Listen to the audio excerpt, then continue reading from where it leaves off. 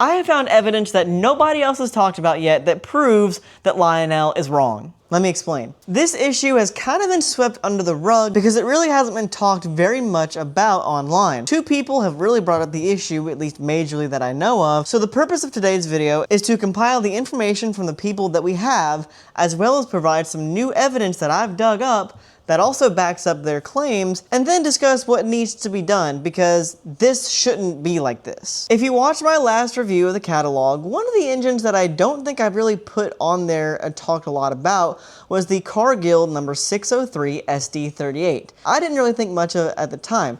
However, this singular locomotive has sparked a lot of controversy just in and of itself among everything else in that catalog. And this again brings up to my point that I made last time, that Lionel's really slipping in how much they care and what they're doing for their customers. We'll get to what they need to do in the future, but let's go ahead and talk about what the issue is. Take a look at the catalog picture. Those with a keen eye and that know the prototype will notice the green stripes at the front are gone, and it's just a white face. Now, to the fun modeler who doesn't really care about that stuff, there's no need for that, there's no matter, right? But the problem is, the real-life Cargill number 603 actually had stripes on the front. Now, there have been two people that have mainly brought up this issue with Lionel, those being Datman Productions and, I hope I'm pronouncing this right, Dathan Poole, or Dathan Poole. Now, I personally noticed Poole's posts first. I didn't see anything from Sean Conahay at Datman Productions until later on when Mr. Poole posted about his postings about it. I'll post some stuff here from Sean Conahay when I find it, but apparently he made some Facebook posts as well as a YouTube video about this, and the feedback is very similar to what I'm going to tell you about later on this video, except a lot of people haven't mentioned what Lionel needs to be doing. The first post from Poole shows an email that he sent Lionel showing where 603 has the stripes in the front, where 602 does not have the stripes in the front, and where he asks Lionel to fix it or clarify or, do something else about it. As most people want it to be prototypical to the model,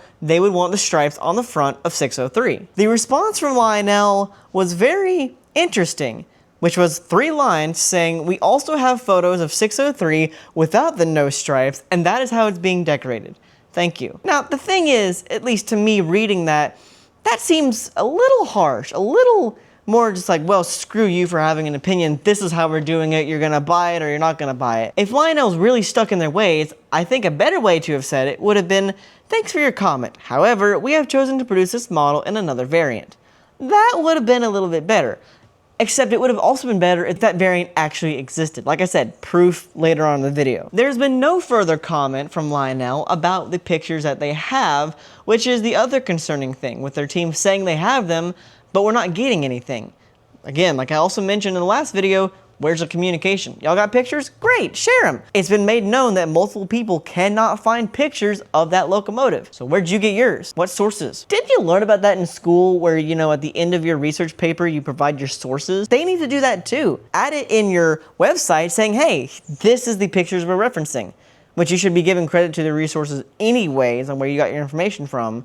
Even if you got it yourself, you had to get it from somewhere. At least credit your own research team, if that. His last post shows the video from Sean Conahay at Datman Productions about his video on it. Now, from Sean Conahay's side, he pretty much said, I would pay the money for this, but I want to pay in what I want. We the buyers want this. Everyone's just asking Lionel to make a small change or to provide some evidence on what they're getting this from, to know that, hey, I'm buying a model that was part of the real thing and I can model it as if it was the real thing. And the fact that Lionel won't even do that, won't even help their customers either A, understand what they're buying, or B, won't make it so that they will sell more to make customers happy, that really, really sucks. Ouch. This is the moment y'all have all been waiting for. I have found evidence that nobody else has talked about yet that proves that Lionel is wrong. And it wasn't hard to find this out either. It's a great resource that I use very often when I'm weathering my models called rrpictures.net. Very public, very easy to find stuff, tons of great people, tons of great pictures. This locomotive has had a history. You can go back to see when it was on, I'm pretty sure, Conrail, Norfolk Southern for sure, and that's how I know this. If you go to Norfolk Southern, you'll see one of their last posts was in 2014, 2013-ish era when this locomotive existed. This photo was taken on March 30th, 2014 of the Cargill in its brand new paint scheme by Terry May. You'll see the picture here with credit and all that and whatnot. But check this out. Zoom in a little bit more, right there.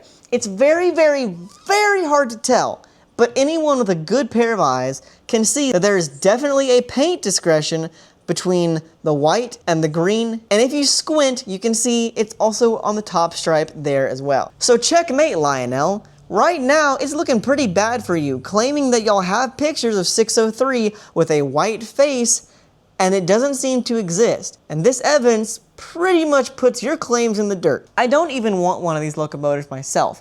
I don't have anything to gain from this. What I do want is I want some accountability from Lionel. I want them to come out and either share their evidence, what they used, the picture they have, who they got it from, or I want them to come out and say, we're wrong, and this is why we thought we were right. Or, an even better option is just admit there was a mistake and fix it. Put the stripes on there. It's not that hard to just put a couple of stripes on there. You haven't even started producing it yet because pre-orders, I'm pretty sure, haven't ended yet. And I know for a fact stuff doesn't get produced until the pre-orders are done. So this engine hasn't been started yet. Y'all can make a change. You know, things get delayed already, so I think people would be okay with another delay if you get it right. If you have an opinion on this, or if you want Lionel to fix this as well, send them an email. Now, I don't want you to go blow up their email, nor do I want you to say any harsh words to them, but you can email Lionel at this email anytime, any day, and tell them, hey, I'm a consumer, I want to buy this product, I want it to be fixed this way. Lionel has said in the past, and I have seen times where they've done it, where if enough people say they want something, the ET44s, they will do it. Maybe with time, maybe not. But as a community, if we just sit around and don't do anything, we're not getting what the community wants. And I've seen more people complain about the fact they're not green stripes and it's just a white face, compared to people saying they like the white face without the green stripes. I'm interested to see how this plays out. I hope it works in the community's favor. I really hope Lionel listens. Maybe they will, maybe they won't. This really scares me because the Steam catalog is supposedly coming out soon, and we know how this catalog went, so we can only hope and pray for what's coming in the next catalog and that they'll actually get things right and maybe listen to us on some stuff. Oh, and by the way, listening to your community on what they want is nothing new. Third Rail quite literally has people that go out and watch videos, listen to people's comments, are in one of the biggest Discord servers for the 3-rail O-scale hobby, and sees, listens, writes down what people say they want. It was mentioned when Third Rail released their catalog that they got a lot of their products and a lot of information from the consumers. It's time Lionel takes a page out of the book of their competitors and listens to their community, because their community and their customers will go elsewhere if they're not listened to. Write your comments below. Let me know if I missed something. If you have proof of 603 having a white face, please send it to me and send it to everyone else, because I may be mistaken. I've done as much research as I can. I'm not an FBI agent, and I'm human. I could definitely miss things. But until then, this is all we got, and we want change. So let's make it happen.